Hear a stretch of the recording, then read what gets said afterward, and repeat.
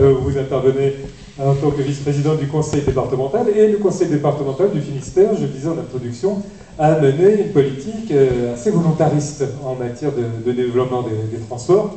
C'est bien sûr, on peut toujours faire mieux, hein, mais déjà nous allons parler de l'offre de transport en commun, plus spécifiquement du car. Alors le plus emblématique, c'est le car à 2 €. Alors, vous pouvez peut-être nous rappeler en quoi cela consiste. Oui.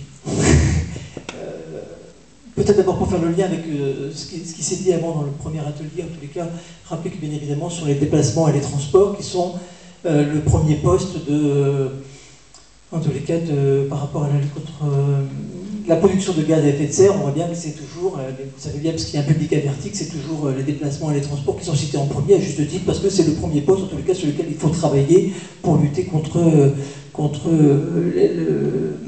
la production de gaz à effet de serre. Donc effectivement, nous, dans le département, on travaille sur 3 axes, les cars, l'aire de covoiturage et le vélo. Je peux commencer par le car, mais ce que je voulais dire avant tout en préambule, c'est que on travaille surtout nous, sur la mobilité locale, la mobilité de proximité. Parce que quand on parle des déplacements, c'est 95-98% de mobilité locale et de proximité.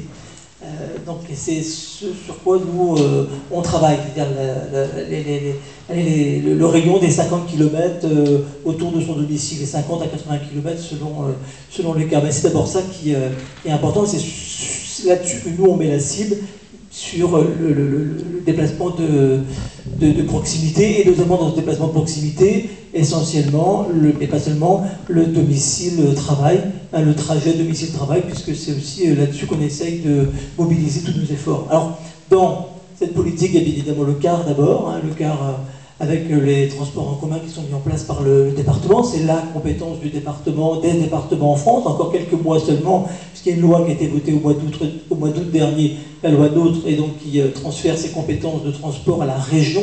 Donc à partir du 1er janvier 2017, eh bien, ce sont les régions, les départements vont passer la main à la région dans toutes ces politiques de transport. Et bon, pour encore un an, effectivement, on peut témoigner. Donc, le département du Finistère met en œuvre chaque jour 46 lignes régulières, du nord au sud du département. 46 lignes interurbaines, puisque les départements ne s'occupent pas des transports à l'intérieur des villes, à l'intérieur des métropoles, à l'intérieur des grandes villes. Là, ce sont les communes qui mettent en œuvre leur propre réseau de transport, mais nous, le département, avons bien en charge les transports interurbains de ville à ville à l'intérieur du département. Et il y a 46 lignes, effectivement, qui fonctionnent plutôt bien. Il y a eu, effectivement, on a beaucoup parlé dans le département, le billet à 2 €, qui a été quelque chose qui a vraiment servi d'impulsion il y a quelques années. Et puis on a atteint comme ça 2 millions de passagers transportés chaque année désormais. C'est conséquent, et la clientèle des cars a aussi évolué. Oui, alors on a beaucoup travaillé effectivement sur cette clientèle et sur la cible, parce qu'il faut bien parler de cible en tous les cas. Et en 2011, on peut dire, opéré un premier virage. Il y a quelques années, en fait, on s'est beaucoup posé la question, effectivement, puisque les citoyens et les concitoyens qui sont aussi des contribuables nous disaient, bon, c'est bien les cars, mais quand même, on voit beaucoup de cars vides passer devant chez nous. Donc on a mené tout un travail à partir de 2011, un travail d'enquête notamment vers la population. Ce que nous ont dit à ce moment-là les gens, les Finistériens, c'est que, ok, nous on veut bien prendre vos cars, on veut bien prendre les transports en commun, mais à une condition notamment, c'est qu'ils nous amènent rapidement sur notre lieu de travail. Jusqu'à un passé relativement récent, les personnes qui prenaient le car, qui prenaient les transports en commun, les transports interurbains, c'était des gens qui n'avaient pas d'autres moyens de mobilité. C'était des gens qui prenaient le car parce qu'ils n'avaient pas d'autres moyens pour se déplacer. Donc effectivement, on essaie d'opérer un changement. Et bon, on travaille toujours là-dessus tous les jours parce que c'est vraiment une question de mobilisation, mais effectivement, on a opéré ce changement et ça a plutôt bien fonctionné. Alors ça veut dire qu'on a notamment supprimé certaines liaisons parce que donc les gens nous disent, moi je veux bien prendre le car Lampol-Ploerzel-Brest, je prends Lampol-Ploerzel parce que j'habite Lampol-Ploerzel, je veux bien prendre le car, mais à condition qu'il m'amène rapidement sur mon lieu de travail. Donc on ne veut pas que le car passe déjà à Lampol-Ploerzel qui est 2-3 arrêts, puis après qu'il passe par Ploerzel, puis par Plomoguir, puis par Lambert pour ceux qui connaissent, qui arrive à Saint-Renan, puis etc., qui arrive à Brest 1 heure, voire 1h15 après. Donc voilà, donc ça a été des vrais choix politiques qu'on a partagés avec les communes, qu'on a partagés aussi avec les citoyens après des forums. Et puis ça marche plutôt bien parce qu'effectivement on voit aujourd'hui des gens qui vont dans les cars et que c'est un vrai choix. Alors c'est vrai que le prix, l'augmentation des carburants, bien évidemment, nous a aidés. En ce moment, d'ailleurs, il ne nous aide pas, parce que comme le prix à la pompe baisse, eh bien, on voit aussi moins de monde dans les transports en commun. Mais bon, malgré tout, effectivement, on voit beaucoup de Finistériens qui ont pris l'habitude de prendre le car pour aller sur le lieu de travail. On a créé comme ça des espèces de hubs, l'Est-de-Vin, Saint-Ronan, des communes où on fait partir des cars parfois toutes les demi-heures. Toutes les demi-heures, il y a des cars qui partent avec une fréquence accrue à des moments de la journée. Vous avez aussi développé le transport à la demande. Oui, alors ça justement c'est plus sur une partie, alors il y a vraiment donc, dans notre politique de deux axes, le domicile-trajet, le trajet domicile-travail, et puis il y a aussi effectivement pour les autres transports, le transport à la demande, qu'on appelle le TAD, c'est-à-dire qu'il n'est déclenché que si le transport ne roule, le car ne fonctionne que si il est déclenché effectivement la veille par l'usager. Alors, autre politique importante du conseil départemental, c'est le développement des aires de covoiturage. Alors, ça a démarré en 2004. Je me souviens, c'était Pierre Maille qui avait inauguré la première aire de covoiturage. Lui était très enthousiaste.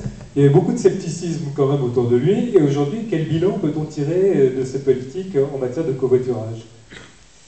Ça a été très très vite, c'est vrai. En 2004, première ère de covoiturage. Aujourd'hui, 10 ans après, il y en a 33. 33 répartis assez d'ailleurs équitablement sur l'ensemble du département. 33 aires départementales et au total 64, puisque les collectivités, les communes, mais souvent aussi les comités de communes ont pris le relais avec nous et ont créé leur propre aire de covoiturage.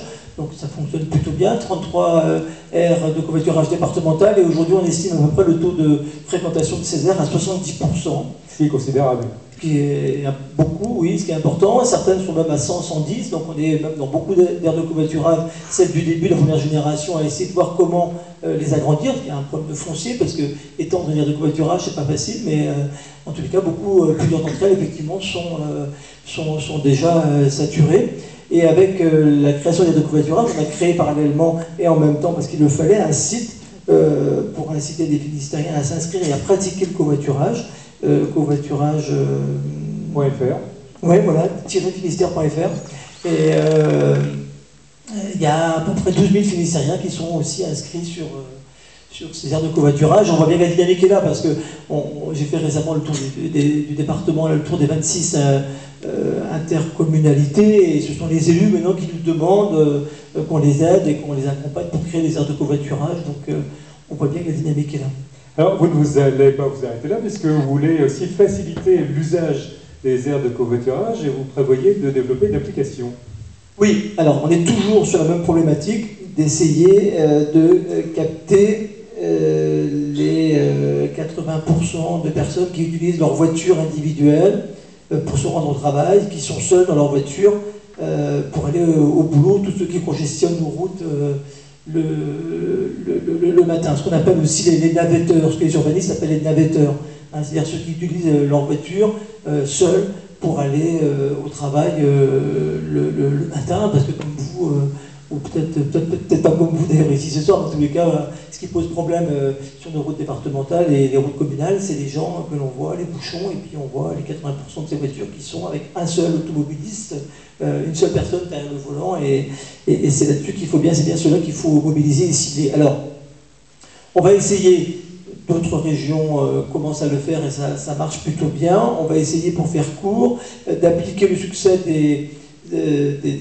plateformes de covoiturage style Blablacar, je fais un peu de pub mais c'est la plus connue, à, encore une fois, des déplacements de proximité, à la mobilité locale, de proximité. L'enjeu, il est bien là. Effectivement, faire en sorte que les gens partagent leur voiture. Ce qui marche très très bien, encore une fois, sur le covoiturage de longue distance. Mais ce qui doit nous préoccuper maintenant, c'est encore une fois les déplacements de courte distance pour aller au travail. C'est-à-dire qu'avec une application, je ne vais pas laisser mon smartphone, je vais laisser dans mon manteau là, mais avec un smartphone, être capable de se dire, bah, tiens, il est 18h, je sors de mon bureau, je mets mon appli en marche et je regarde sur mon application combien de personnes sont autour de moi et qui vont rentrer à l'Emploi-Planzel, à Sarnan, à Ploudaniel, etc. C'est vraiment ça, ça fonctionne. Et donc, on est en train de la mettre au point avec d'autres collectivités, parce que pour que ça marche, il faut qu'on soit plusieurs à le faire. On a lancé un appel à projet avec plein d'autres collectivités finistériennes et aussi régionales. On espère effectivement pouvoir le mettre en place très rapidement. C'est un enjeu écologique, c'est les effets de serre, mais c'est aussi un enjeu social, parce que c'est partager la voiture avec d'autres qui n'ont pas de véhicules. C'est aussi un enjeu économique, et puis toujours c'est un enjeu aussi d'aménagement du territoire, de route, parce qu'on ne va pas continuer à faire des routes pour y mettre des personnes qui sont seules derrière leur volant. Nous reviendrons à vous tout à l'heure, notamment sur le schéma vélo. Véronique Museau, tout d'abord, nous allons parler du train. Vous présidez donc l'association TER 29, qui a pour objectif de promouvoir la desserte par train des petites communes le long de la ligne Brest-Quimper. Pourquoi croyez-vous en cette ligne Brest-Quimper?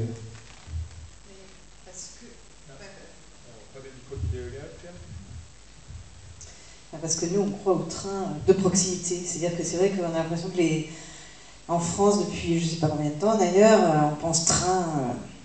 TGV. Oui, grand train. Puis le petit train, il disparaît. En fait, en matière de train comme en matière de car, et vous l'avez bien démontré, c'est l'offre qui crée la demande. Donc si on a des bons trains, les gens prendront les trains. Et c'est vrai aussi pour le TER. Ça marche par exemple très bien sur Landerneau-Brest, qui est Landerneau, c'est vraiment je crois la première gare en Bretagne en fréquentation. Ça dépend des années, mais enfin bon, ça marche parce que l'offre est parfaite. Alors que si vous faites des lignes toutes pourries, le train qui va pas vite, 2 trains par jour et pas aux heures de pointe, vraiment les gens ne prendront pas le train. Ah bon? Voilà, donc déjà, c'est une première chose.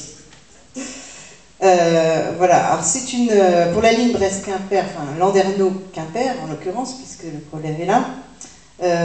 Oui, nous on croit que ça pourrait être un peu comme une sorte de RER, si on rêvait, pour le Finistère, parce que c'est quand même c'est déjà un axe qui est structurant, enfin qui est structuré autour déjà de la voie express. En termes d'urbanisme, d'aménagement du territoire, c'est quand même pas idiot d'envisager que les gens puissent s'installer dans ce coin-là, enfin, le long de cette ligne, parce qu'ils auront accès à de la mobilité. Encore faut-il qu'ils aient accès à de la mobilité. Quel est le problème de cette ligne aujourd'hui? Pourquoi y a-t-il aussi peu de TER à l'emprunter? Alors, parce que il y a plein de problèmes. Parce que c'est une voie unique et on nous dit que c'est un problème. En France, c'est un problème, ça c'est sûr. Dans d'autres pays, ça l'est absolument pas. Le Danemark, la grosse majorité des lignes sont des voies uniques et ils ont tous des trains cadencés. Cadencés, ça veut dire un train par heure, voire un train par demi-heure. Donc il existe des systèmes d'exploitation qui font qu'on peut, sur une voie unique, avoir des trains de manière régulière. Voilà, déjà première chose. Donc je dirais que c'est la faute de la SNCF. Mais les élus ne le savent pas, ou ne veulent pas le savoir, et donc ne font pas pression, ils ne sont pas autorités organisatrices en fait, et c'est la SNCF qui décide. Et donc du coup, c'est vu comme un problème, la voie unique, alors que ça ne devrait pas l'être. Et puis alors après, il y a des questions, je ne sais pas, l'investissement est important quand on a rénové une ligne comme la nôtre, sans doute. C'est les vétustes quand même. Hein. Ah là, elle est vétuste, là, elle est beaucoup trop vieille. Là, en fait, le Brest-Quimper, au départ, c'était 1h10, le temps de trajet pour faire les 2 villes sans arrêt. Et là, on va arriver à 1h50. Tellement elle est en mauvais état, parce que parfois, le train est obligé de rouler à 40 km/h. Enfin, bon, et on entend parler de projet de SNCF qui veut remplacer la ligne, enfin en tout cas qui voudrait développer le car entre Brest et Quimper plutôt que le TER. Oui, d'ailleurs, là, actuellement, la moitié des trains quasiment sont assurés par des cars SNCF. Alors que ce qu'il faut savoir, c'est que le car ne remplace jamais totalement le train. Quand vous fermez des lignes de train, vous avez certes des gens qui vont prendre le car, mais vous avez au moins une perte de 30%, si ce n'est 50%. Parce que le car, c'est moins confortable, il n'y a pas de place, enfin il y a beaucoup moins de place que dans un train. C'est pas un site propre, c'est pas une voie réservée, donc il y a des bouchons, c'est beaucoup plus sensible aux aléas climatiques, donc s'il y a de la neige, le car il peut pas rouler, alors que le train, oui, il peut. Vous êtes en train de casser la baraque d'Didier Le Gac, là. Non, non, c'est pas ça. Non, mais on a des lignes de train, c'est complètement absurde d'envisager de les fermer, parce que c'est quand même ce qui se passe actuellement dans le Finistère. Pour la ligne Morlaix-Roscoff, c'est clairement, on nous l'a quasiment dit, ça va fermer. Celle de Quimper-Landerneau dit non, non, c'est bon, c'est inscrit au contrat de plan État-région, ça va se faire en 2017, vous aurez votre rénovation, alors que c'était prévu pour 2014, mais bon. Mais quand même, enfin, c'est pas normal, c'est pas normal. Voilà. Alors, quand vous mettiez en cause les élus tout à l'heure, il s'agit essentiellement des élus de la région, Bah là, parce que le TER est une compétence régionale et non pas de compétence départementale. Hein. Bien sûr. Oui, ça coûte quand même de l'argent au département, mais enfin, vous n'êtes pas pilote de l'opération en l'occurrence. Donc vous nous avez cité Landerneau-Brest qui fonctionne très bien. Et alors, on peut se demander pourquoi SNCF ne se base pas sur cette réussite pour le développer ailleurs. Bah c'est pas SNCF qui décide, qui doit décider. Voilà, et en fait, ça fonctionne bien parce que c'est sur la ligne du TGV. Et donc c'est électrifié, et donc voilà, enfin, c'est formidable, il y a 2 voies, enfin bon, donc ils n'ont pas eu trop de mal, on va se dire, à se donner pour le TER, mais quand il s'agit de se donner du mal pour une ligne qui n'est que TER, visiblement, c'est pas du tout, enfin, les élus ne se mobilisent pas. Quand on voit l'énergie qu'ils dépensent à trouver des sous pour financer un TGV, l'énergie, le temps, l'argent, ils trouvent, et puis alors quand il s'agit de TER, ça les fatigue, enfin je sais pas, enfin, vraiment nous c'est comme ça qu'on le ressent. Hein. Pour vous, le TGV, c'est pas la solution? Bah, c'est pas la solution, c'est une solution pour des grandes distances, mais pour du déplacement de proximité, le train peut être une solution. Évidemment, on ne va pas rétablir les petites lignes qui ont disparu, qui ont été remplacées par des véloroutes parfois, mais bon, au moins celles qu'on a, on va quand même pas les fermer. Enfin, moi, je trouve ça aberrant, mais... Vous nous dites en gros qu'il manque une vision à long terme. C'est ça. Mais ça, c'est un problème français, hein, c'est pas uniquement... Oui. La Bretagne, c'est quand même la meilleure région en termes de TER. Hein. Donc, qu'est-ce que ça doit être ailleurs? Donc, vous appelez les politiques à un sursaut, et quand vous les rencontrez, que vous disent-ils? Déjà, ils nous disent que donc, le TGV, c'est pour tous. Enfin, ils transforment le TGV en TER, ce que je trouve quand même assez absurde, enfin, vu les coûts en plus. Et puis, souvent, ils nous font entendre que quand même le TER, ça coûte cher. Quoi. Et que donc, du coup, on ne peut pas contenter tout le monde. Mais bon, là, il ne s'agit pas, c'est pas une question de contenter tout le monde, c'est juste de préserver l'existant. On n'est même pas en train de demander des créations de lignes. Non, mais enfin, vous souhaiteriez améliorer la ligne Brest-Quimper. Voilà, déjà. Et alors, concrètement, ça se traduirait comment dans votre projet? En fait, déjà, si le projet initial de travaux avait eu lieu, il y aurait eu 2 points de croisement dynamiques, c'est-à-dire des points où les trains peuvent se croiser en vitesse, non pas en s'arrêtant. Il y avait ça qui était prévu, il y avait quelques ripages de courbes, comme ils disent, et voilà, et on en arrivait à 2 fois plus de trains qu'actuellement. Là, actuellement, il y a 6 allers-retours, il y aurait eu 12 allers-retours. Mais, bon, manque de peau, apparemment, la plateforme de la voie est fragile, donc il faut faire 30 millions d'euros de travaux rien que pour conforter la plateforme. Donc du coup, ils ont revu la modernisation de la ligne Brest-Quimper à la baisse, et là, on n'aurait plus que 9 allers-retours, et on n'aurait plus qu'un seul point de croisement à Anvec. Vous y croyez encore? Parfois, on se pose des questions. Tant que c'est inscrit au contrat de plan État-région, on se dit, bon, c'est bon. Il paraît qu'il leur manque que l'État n'a pas encore signé pour le versement de sa part. Mais ça va se faire. Ceci, on nous promet pour 2017, pour que ça soit coordonné avec le TGV Rennes-Le Mans, enfin la ligne à grande vitesse Rennes-Le Mans. Donc on va voir, mais bon, parfois c'est désespérant quand même. Et en termes d'intermodalité, est-ce qu'il n'y a pas des pistes aussi que vous pourriez développer pour proposer des solutions entre les TER, les cars, le vélo, etc. Proposer des solutions... Parce qu'on peut se demander si ce n'est pas aux citoyens d'aller voir les décideurs, les différents décideurs, en leur disant voilà, nous avons réfléchi à tel projet, tel projet, tel projet, et leur donner tout sur un plateau, si je puis dire. Oui, alors bon, le problème c'est que les citoyens, il y a beaucoup de voix. Alors c'est vrai qu'il y a un problème, par exemple, c'est qu'il y a beaucoup de cyclistes qui déplorent de ne pas pouvoir mettre leur vélo dans le TER, ou pas toujours, ou rarement, ou de se faire mal voir. Donc ça serait peut-être une piste à creuser, en effet. Après, c'est prévu, hein, les pôles d'échange multimodaux, comme ils disent, mais... Ben oui, on peut peut-être en parler d'ailleurs, oui, le train doit en faire partie, enfin, quand c'est possible, évidemment, on va pas... Mais par exemple, nous, on était pour la réouverture de la halte ferroviaire du Bot, donc entre Irvillac et Daoulas, parce qu'on trouvait que c'était pertinent, en fait, d'avoir une halte, enfin un arrêt du train, on ne demande pas une gare, pas de bâtiment à cet endroit-là, notamment pour la liaison entre Daoulas et Landerneau, qui font partie de la même communauté de communes, mais qui n'ont pas de transport entre eux, enfin, à part le train, mais comme le train ne s'arrête pas, ils peuvent pas en profiter. Donc là, on trouvait que c'était logique, et il y aurait eu peut-être, alors peut-être que pour aller à Brest, effectivement, les gens de Daoulas auraient préféré un car, comme c'est le cas actuellement, un car Daoulas-Brest. On n'est pas non plus des ayatollahs, il faut voir quelle est la meilleure solution pour qu'elle... En plus là, ça serait du site propre. À terme, le car qui ferait Daoulas-Brest, il serait en site propre sur le pont Albert Loop. Donc du coup, ça serait pas mal. Ça serait un car à haut niveau, un bus à haut niveau de service, comme ils disent. Et les haltes de train, c'est ce qui existait dans le passé. Hein. Bah, c'est ça. Il n'y a pas besoin de grosses infrastructures. Hein. C'est un quai aux normes, voilà, 2 lampadaires, un abri peut-être, mais vraiment un petit abri, hein, pas grand-chose. Et au moment où on parle de COP21, vous êtes un peu surprise de constater la faible place qu'on laisse aux trains de proximité. Ah oui, vraiment.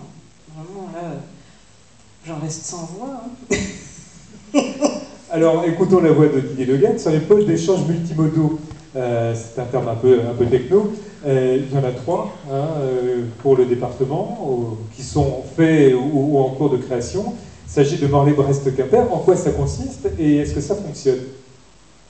Oui, alors c'est un mot un peu barbare, effectivement, un PEM, un pôle d'échange multimodal, mais ce qu'il faut retenir, c'est qu'aujourd'hui, même quand on fait une aire de covoiturage, ou en tous les cas, quand il y a un moyen de transport qui arrive quelque part, on réfléchit, on essaie de le faire systématiquement maintenant, à comment être connecté avec un autre moyen de transport. Donc c'est vrai pour les gares, bien évidemment, où il y a la gare, puis il y a le transport en commun, le car qui n'est pas très loin, mais de plus en plus, il peut y avoir le vélo qu'on met dans le car, on en parlera peut-être tout à l'heure, ou avec le train, ou un autre moyen de transport, y compris une aire de covoiturage à côté, parce que souvent une aire de covoiturage, elle amène à côté, l'aire de covoiturage, c'est-à-dire que le particulier prend sa voiture pour aller sur l'aire de covoiturage, et sur l'aire de ou son vélo pour aller sur l'aire de covoiturage, et parce que sur les aires de covoiturage, désormais on aménage aussi des racks et des parcs à vélo, et ensuite ils prennent le car pour aller quelque part. Donc le pôle d'échange multimodal, c'est ça en fait, c'est la jonction de au moins 2 moyens de transport à un endroit. Et puis quand on prend un ticket de compagnie de car, ça permet d'utiliser d'autres moyens de transport. Voilà, ça c'est déjà le cas sur tout le réseau finistérien Pénarmed du Finistère. Avec son ticket de car, eh bien, on peut rentrer dans le transport en commun de la ville qu'il dessert. Je vais vous demander de passer le micro à Jean dessus parce que nous avons